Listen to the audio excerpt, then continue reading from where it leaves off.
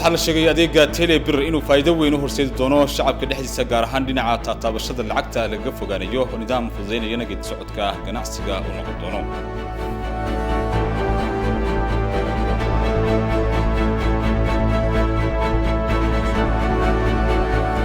dawladda Shiinaha ayaa sheegtay in ay wada hadalka ay dhexdhexaadinayso ay midowga Afrika dhexdhexaadinayso ee ka dhaxeeya saddexda geesood ka ah ee Itoobiya, Masar iyo Suudaan ay taageersan tahay dawladda Shiinuhu.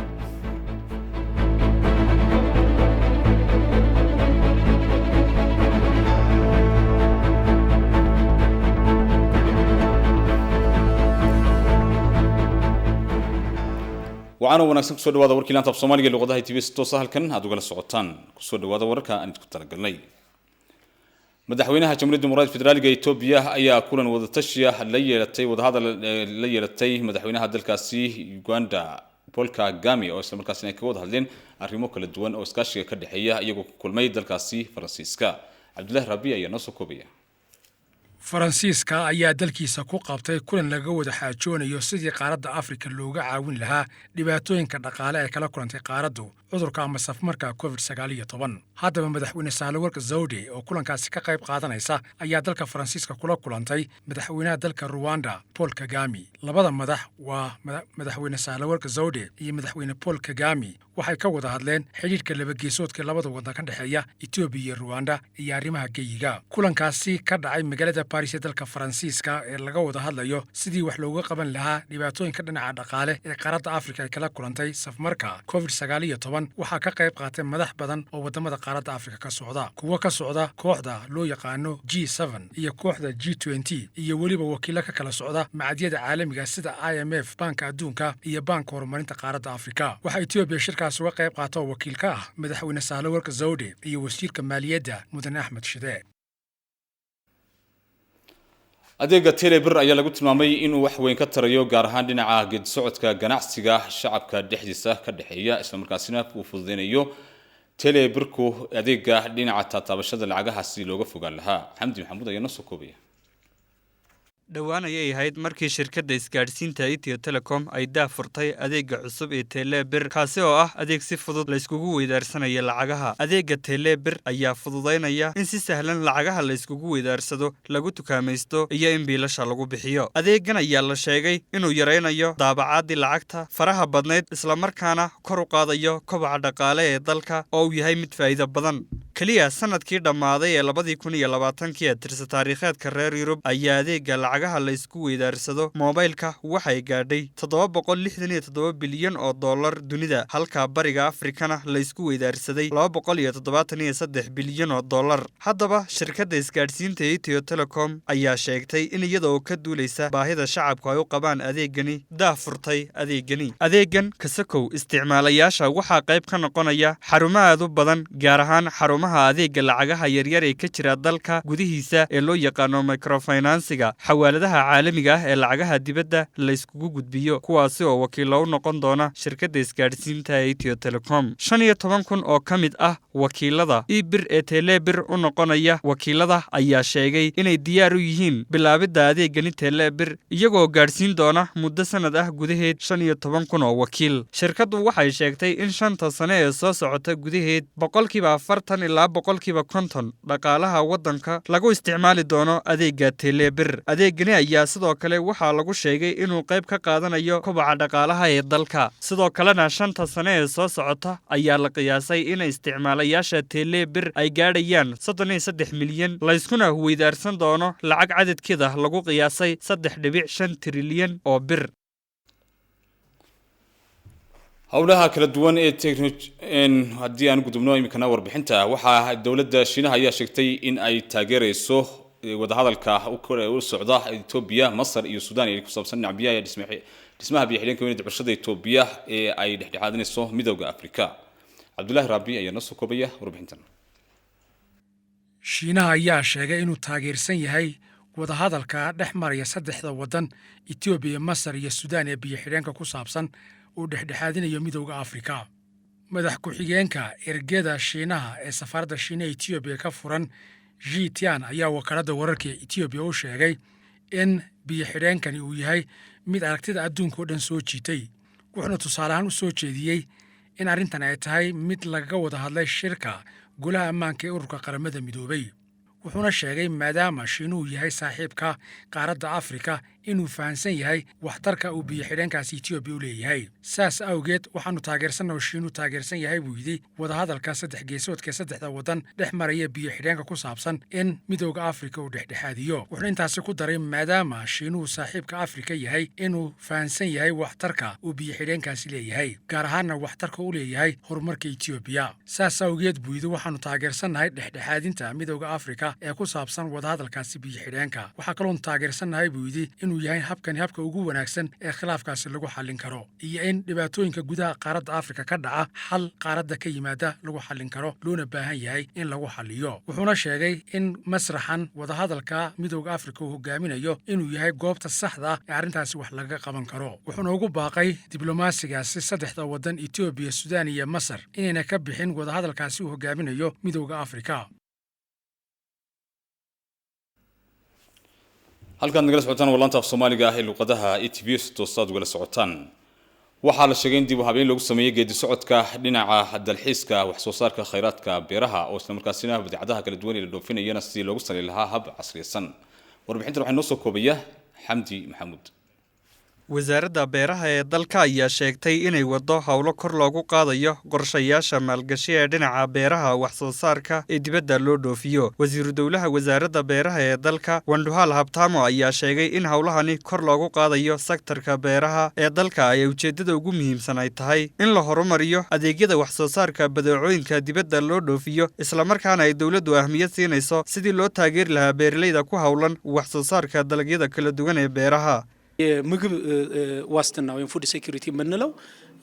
ብቻ አይደለም፣ የምግብ ሶቨርኒቲ ፉድ ሶቨርኒቲ wasiiru dowlaha ayaa tibaaxay in xoogga la saarayo xaqiijinta damaanad qaadka cuntada oo ah gashiga ugu muhiimsan, maadaama uu dalku leeyahay khayraad dihin iyo dhulbeereed ku habboon wax soo saarka beeraha. dowladdu waxay ahmiyad siisay sidii kor loogu qaadi lahaa wax soo saarka beeraha, gaar ahaan qamadiga oo looga faa'iidaysanayo waraabka masnada. waxaana la wadaa mashaariico waaweyn oo lagu beerayo qamadiga iyo noocyada kala duwan ee khudaarta. iyadoo laga duulayo bayaanka dib u habeynta lagu sameeyey ee dhinaca maalgashiga, ayaa maalqabeennada u dhashay dalalka Hindiya, Koonfur Afrika, Sacuudi Carabiya, Israa'iil iyo Mareykanka ayaa muujiyay doorkooda ay ka qaadanayaan ka qaybgalka maalgashi ee dalka. waxaana maalqabeennadan bishii la soo dhaafay keliya loo fasaxay inay si bilaa cashuur ah dalka gudihiisa ku soo gashadaan in ka badan 550 oo ah qalabka loo adeegsado falashada beeraha si loo horumariyo wax soo saarka maalgashi ee dibadda loo dhoofiyo. halkan nagala socotaan walaanta af Soomaaliga ee luqadaha ETV toosalka nagala socotaan. waxaa imika khadka si toos ah ugu jira komishineer Maxamed Cali. si fiican ma maqlaysaa? khadka ayaad ku jirtaa si toos ah komishineer. waan ku salaamay, ku soo dhawow baan ku leeyahay marka hore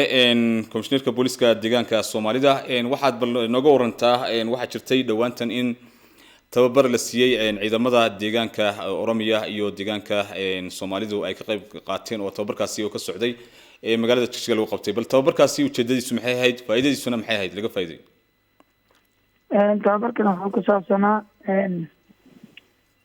doorka uu ku leeyahay doorashooyinka. waxaana ka qayb galay booliska deegaanka Soomaalida iyo xubnaha federal booliska iyo deegaanka jaarka nahay bariga Hararge oo iyagoo aan xubno toona wax ka soo qayb galay. marka wuxuu ku saabsanaa doorka booliska ku leeyahay doorashooyinka iyo badqabka shaqaalaha doorashooyinka iyo qalabka sidii loo ilaalin lahaa, iyo nidaamyo kale iyaguna ku saabsanaa shuruucda xilliga doorashooyinka, xilliga doorashada ka horeysa iyo xilliga codbixinta iyo xilliga doorashada ka dambeysa. booliska wuxuu yeeli lahaa haddii lacala ay dhacaan shaqooyin ay dhibaata ka dhacdo, howlaha iyo tababarka uga sabnaha kuwa iyo wax lamid ah. waayahay commissioner, haddii aan su-aal kale ku weydiiyo, bal waxaad nooga xog warantaa guud ahaan bal waxaad nooga warantaa dhaqdhaqaaqa. waxaa jirtay dhawaan in koox isku dayay inay magaalada carqaladeeyaan gacanta lagu dhigay, isla markaasina kooxdaasi bal xaaladooda iyo waliba sida ay hawshoodii u socoto bal nooga waran. taas hawshoodii baaritaanka u socdaa, laakiin tababarkan wuxuu ku saabsanaa oo keliya isagu doorashada iyo nidaamkii loo ilaalin lahaa iyo ciidanka in wacyigelin badan la siiyo oo dee lacalla hadduu wax dhaco ama xilliga goobta doorashada uu joogo iyo xilliga codbixinta haddii lacalla in wax ka dhaco cidduu la xiriiri lahaa howlwadeena doorashooyinka howlwadeennada doorashooyinka la xiriiri iyo cidda kale la xiriiri lahaa ayuu tababarkan ku saabsanaa. tababarkana waxaa bixinayay madaxweyne ku-xigeenka jaamacadda walaal booliska iyo xubno kale la socday ayaa bixinayay. laakiin si guud ilaa hadda jawiga iyo habsami socodka doorashooyinku way ogtahay imika waxaa socday diiwaangelintii codbixiyayaasha ayaa socday siina si fiican baa dhacday. goobaha iyaguna codbixinta iyo diiwaangelinta codbixiyaasha ka socotayna waxay ahaayeen ilaa waxaa lagu tagay deegaankeena 4,057 goob bay ahaayeen. laakiin waxay ka socdeen ilaa hadda ay ciidanku ilaalinayeen 3,920 ayay ilaa hadda ciidanku ilaalinayeen oo ilaa hadda la ilaaliyo ma garata. may maqlaysaa bal waxaad iga sheegtaa bal dadkii dhawaanta la qabtay isku dayay inay carqaladeeyaan goob doorasho calashaan deegaanka Soomaalida dhexdiisa ay rabshad ka abuuraan iyo waliba sidoo kale adigu isku soo duubaya bal isku xidhnaanshaha ciidanka qaranka iyo waliba ciidamada kala duwan ee deegaanada dariska iyo waliba isbedelka kadib guud ahaan marka la eego wada shaqaynta ka dhaxaysa sidee bay tahay bal waan isku xidhnay federal booliska iyo federal booliska la jooga iyagana si fiican baan ula shaqeynaa ciidamada qarankana kasi hadda ka hor xubnaayeen ciidanka qaranku oo ay u kaceen tallaabooyinkii laga qaadayay nimankii juntaga balse haddana wixii joogana waan wada shaqeynaa. kiisaskii maanta ay dhacayna iyagana si fiican bay bacda soo socotaa weli waan wadnaa waxaan rajeynaa durba inaan soo gabagabayno oo sharciga u dhaweyn. aad baad u mahadsan tahay commissioner maxamed cali oo khadkaasi toos ah nogula soo xiriirayay aad baad u baxsantay waqtigaaga fiican aad noo xurtay haddii aan macluumaadyo kala duwan aan u baahnana waan kula soo xiriiri doonaa iminkasi waxaan ku leenahay aad baad u mahadsantahay waqtigaaga aad noo hortay. halkaad nagala socotaan waa laanta af Soomaaliga ee luqadaha ITV si toos ah aad ugala socotaan markana warka naga soo gaaray deegaanka haddii aan gudubno waxaa lagu qabtay magaalada Jigjiga munaasabad lagu dhiirigelinayo ciidanka booliska deegaanka iyo waliba ciidanka dalka munaasabadaasi oo ahayd mid lagu dhiirigelinayo sidii ay amniga iyo waliba hawlaha kala duwan uga qayb qaadan lahaayeen ciidamadu. warbixinta naga soo gaadhay wakaaladda warbaahinta deegaanka aan gudubno.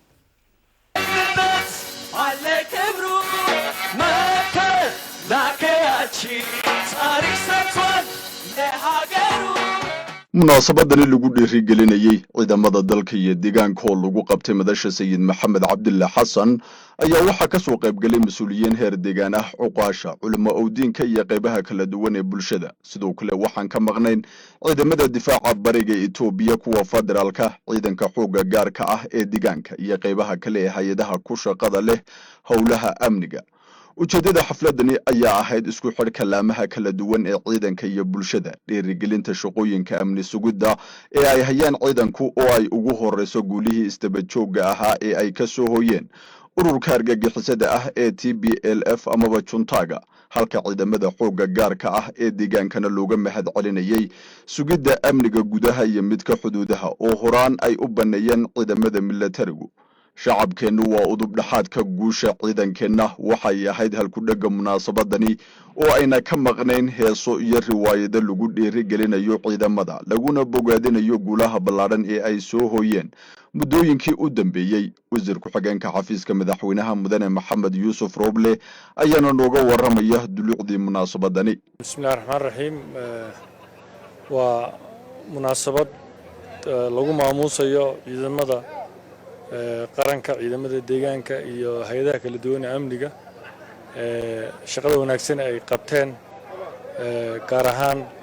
muddadii ugu dambeysay shaqooyinkii ugu muhiimsanaa ee u qabsoomay gaar ahaan dhinaca amniga hadda ka hor waa kuwii nimankii TPLF Juntaga intay waqooyiga isku urursadeen dagaalka ku qaaday ciidamada qaranka ee ku sugnaa qaybta waqooyiga isla markaa dhibkii badnaa ay geysanayeen ka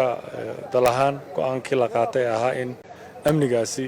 tallaabooyin lagu sugayo iyagana tallaabo lagaga qaadayo oo sareynta sharciga lagu soo celinayo la qaaday taas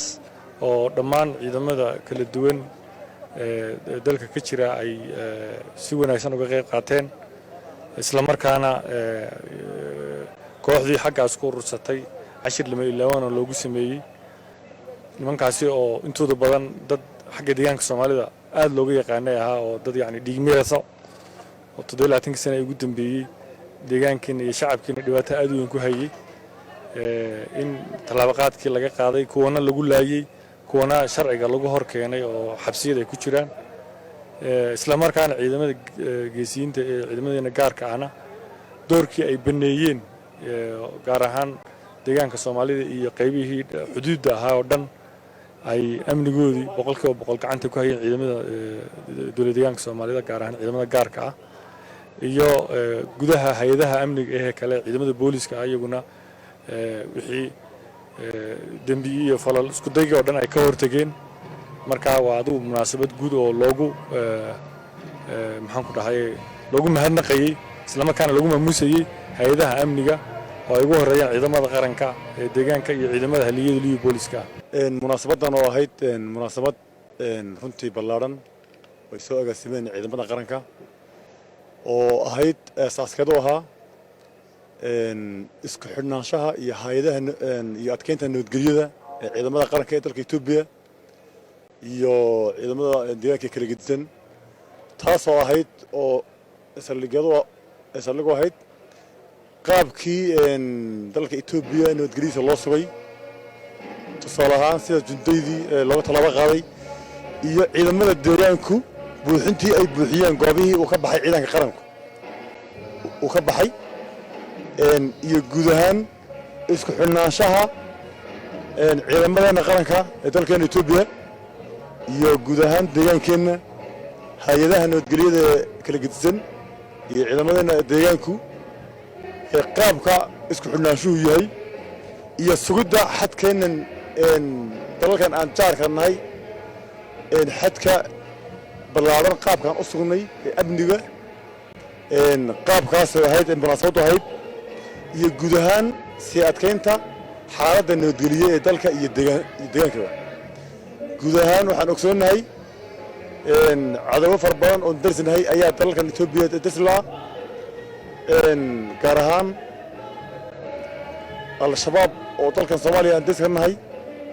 iyo dalal kale fara badan oo darsanahay oo waxa weeyaan cadawgu ka iman karo qaabka ay ciidamada deegaanka u sugan ayaa ka mid ah iyo guud ahaan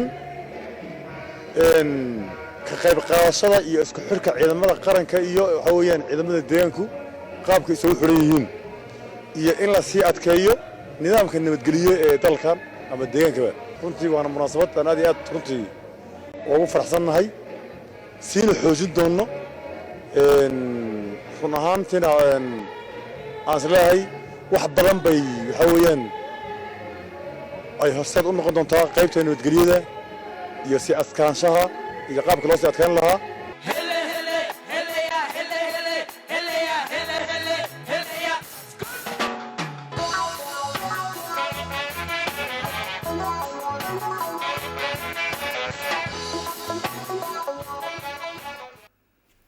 taageerayaasha haweenka xisbiga barwaaqo ee deegaanka Soomaalida ayaa barnaamij ballaaran isugu soo baxay si ay taageeradooda ay ku taageerayaan xisbiga barwaaqo ay ku muujiyaan warbixinta naga soo gaadhay wakaaladda warbaahinta deegaanka aan gudubno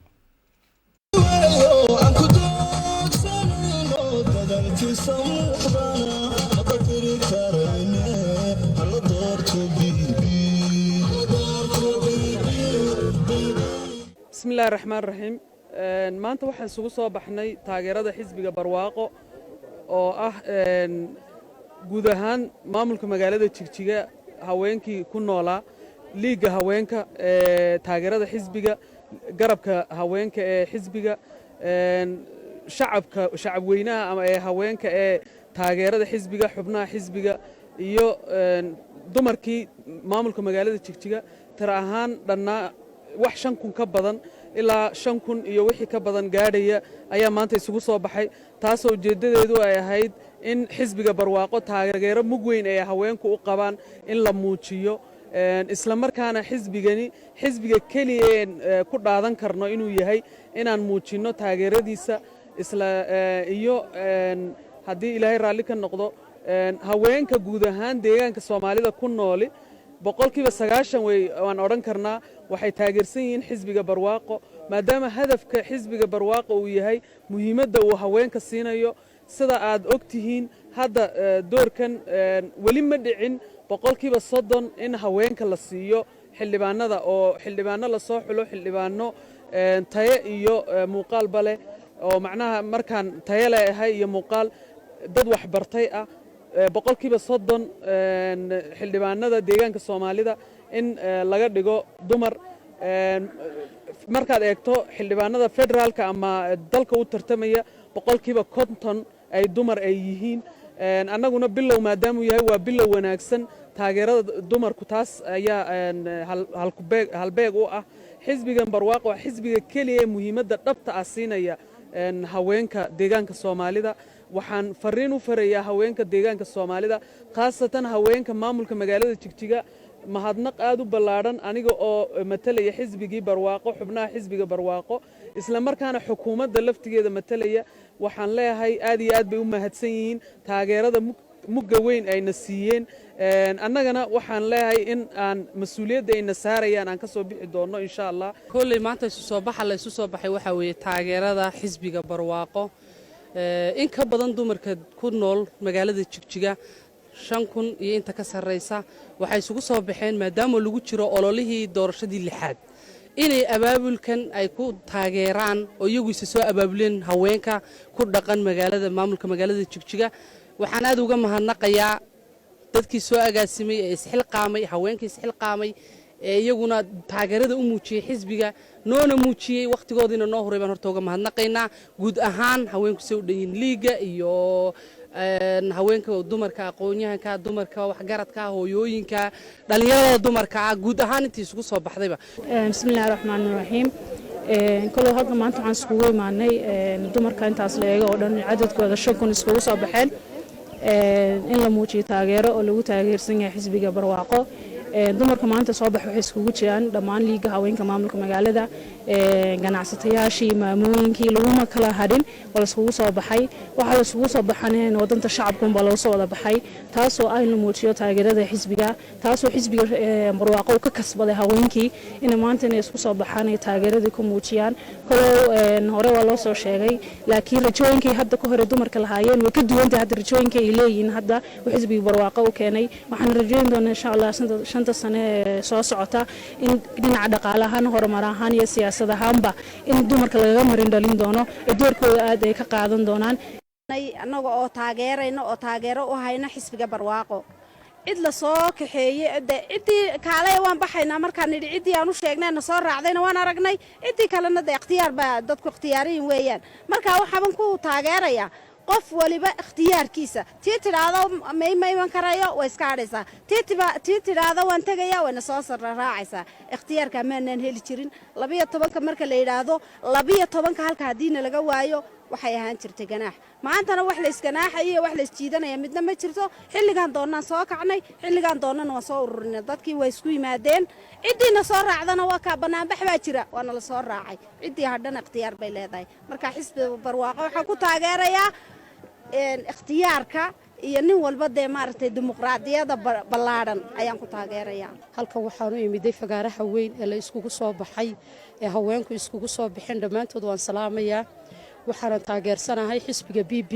waxaan leeyahay nalku siduu ugu hiftiinsan yahay marada cad qalbigiina qulubtiina inay u hiftiinsanaato caalamkan aad ka soo muuqataan inaad guulaysataan baan ilaahay inii rajaynaya biidmillaahi kariim walaalo wuxuu uga duwan yahay hadda ka hor waxaan lahayn baan yeelanay kow haweenku fagaara sidan oo kale isku meeyna soo bixi jirin ay iskoodu magacaaban yihiin inta maanta aanu ku leenahay ee xisbigana kumaanaan lahayn marka waa mid aan oran karo horumarka waxa keenay barwaaqo waxaan haweenka iyo hooyooyinka ugu baaqayaa in ay codkooda iyo gacantoodaba ay ku taageeraan xisbiga barwaaqo dumarku dad la soo qasbay maaha waa dad ay ka go'an tahay muwaadinimo iyo maxaan ku raahdaa taageero buuxa waxaan ku taageernay barwaaqo waxyaalo badan baa jira dhinaca horumarka waayo waad arkaysiin hadda awal maanu lahaan jirin library waxa lagu barto maanu lahaan jirin hadda waa tii dhowaan madaxweynuhu dhagax dhigay waa horumar nagu soo biirtay aad baan ugu mahad celinayaa waxaan halkan u imaaday anigoo taageeraya xisbiga barwaaqo sababahan ku taageerayna waxaa ka mid ah barwaaqo wuxuu siiyey dumarka 30% oo dhalinyartii bilaa shaqada ahaan jirtoo dhan buu shaqaalaysiiyey midda kale waxaan ku dooranaynaa waxyaalaha cadcad ee directiga ah ee laga sameeyay dawlad deegaanka sida wadooyinka oo kale iskooladoo la badiyay oo kale biyahoo hadda lagu tala jiro waxna la sameeyay waqtigii hore dee dumar inta isku soo baxaan intan la eg lama arki jirin muhiimadda ragga un baa lahaan jiray imikana dumarka iskale markaa dumarka shaqaale ahaan ka dawlad ahaan ka shacab ahaan gebi iyagaa maamulaya markaa sidaa darteed baan ku dooran waxaan u soo baxnay si sharaf badan oo dadka muwaadinimadu ka go'an tahay xisbiga barwaaqo inaan taageersanahay annagoo maamulka magaalada Jigjiga ah hogaaminta liiga maamulka magaalada Jigjiga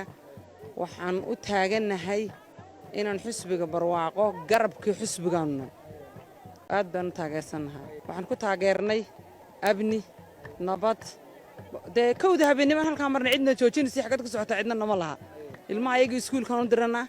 nabad iyo caano alxamdulillah rabbil caalamiin wax badan oo barwaaqina way noo soo socdaan aad baan u taageersanay xisbigaygu ha guuleysto barwaaqo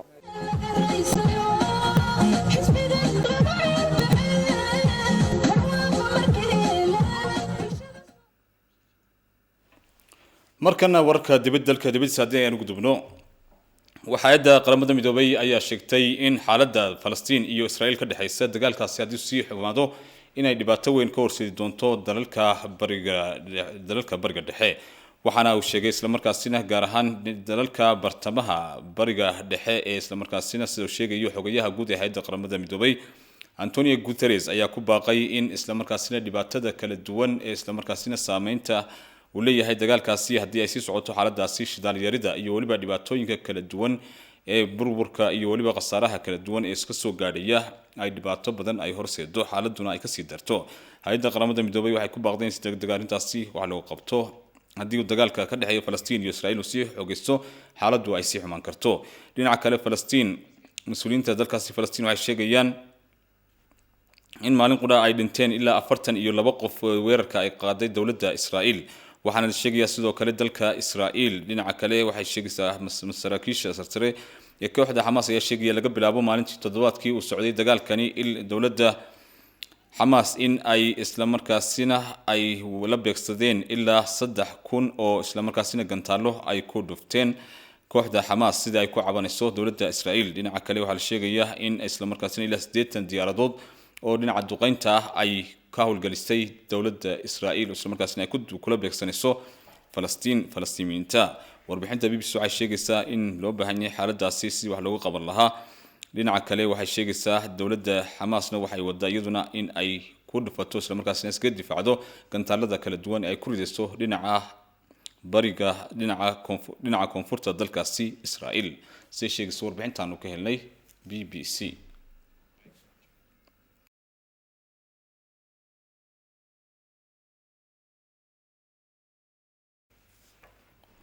وهاجانتنا ورك هي كبحنا بلندي مرة قضبضة ورك أقواوين.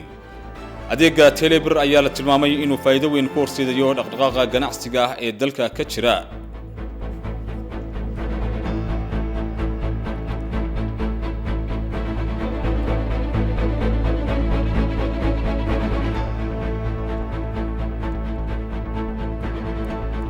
dawladda Shiinaha oo sheegtay in ay taageerayso wada hadalka ka dhaxeeya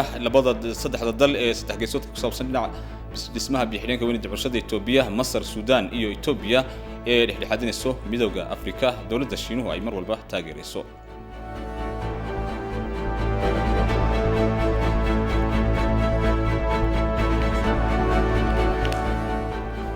وهاجا انت سبحان الله نمد وركت كلا سوتي لانتا Soomaaliga luqada ay tibinayga nabadgaliyo diyaar garoob qayb ka leh wadin soo jira